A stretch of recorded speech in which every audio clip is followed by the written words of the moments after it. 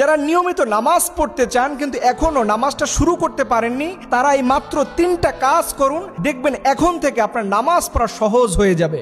1 নম্বরে এই ছোট্ট 2 বাক্যের দোয়াটা মাত্র 3 বার পড়ুন মুয়াজ্জিন আজান দেওয়ার পরে। দেখবেন আপনার নামাজ পড়তে অবশ্যই মন চাইবে, কারণ এই দোয়াটা ছোট হলেও খুব শক্তিশালী। আপনি পড়বেন অহসনি ইবাদাতিক, হে আল্লাহ সুন্দরভাবে আপনার ইবাদত করার তৌফিক দেন। এই ছোট্ট দোয়াটা পড়ে দেখুন, আপনার নামাজ পড়তে মন চাইবে ইনশাআল্লাহ। 2 নম্বরে একজন কার্ডিওলজিস্ট ডাক্তার বলেছেন, কেউ যদি তার হার্টের দিকে তাকায়, অর্থাৎ তার হৃৎপিণ্ডর দিকে যদি তাকায়, সে নামাজ পড়তে বাধ্য। কারণ প্রতিদিন এই আমাদের হার্ট 1 লক্ষ বার স্পন্দিত হয়, অর্থাৎ 1 লক্ষ বার এটা পাঞ্চ করে, কিন্তু 99,999 বার স্পন্দন হওয়ার পরে বাকি একবার যে স্পন্দন হবে এটা পৃথিবীর কোনো ডাক্তার বলতে পারবে না। তাই আপনার হার্ট যে কোনো মুহূর্তে বন্ধ হয়ে যেতে পারে।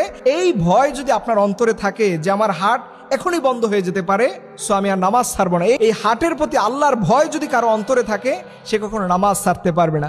সর্বশেষ এবং 3 নাম্বার হচ্ছে, মুয়াজ্জিন যখন আজান দিবে, এই আজান আপনি হাইয়া আলাস সালাহ পর্যন্ত মনোযোগ দিয়ে শুনবেন। যখন মুয়াজ্জিন হাইয়া আলাস সালাহ বলতে শুরু করবে, তখন আপনি এই দামি দোয়াটা পড়বেন, লা হাওলা ওয়ালা কুওয়াতা ইল্লা বিল্লাহ।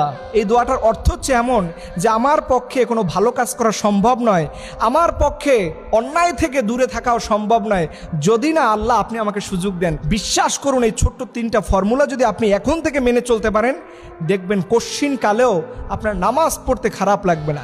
নামাজ তো সবচেয়ে দামি ইবাদত, এটা মুমিনদের কাছে হৃদয় হয়ে যা। এর জন্য আমি আমার ভাইদেরকে বিশেষভাবে অনুরোধ করে বলবো, কেউ মেহেরবানি করে নামাজ ছেড়ে দিয়েন না। কারণ দিন শেষে যখন পিতা মাতা স্ত্রী পরিবার পরিজন সন্তান কেউ আপনার সঙ্গী হবে না, সেই কিয়ামতের দিনে আমাদের সঙ্গী হবে নামাজ। আল্লাহ যেন আমাদের পরিপূর্ণভাবে সহিশুদ্ধভাবে এই নামাজের প্রতি দরদ আর খুশু খুদু নিয়ে আল্লাহ যেন আমাদের নামাজ পড়ার তৌফিক দান করে, সকল না আমেন।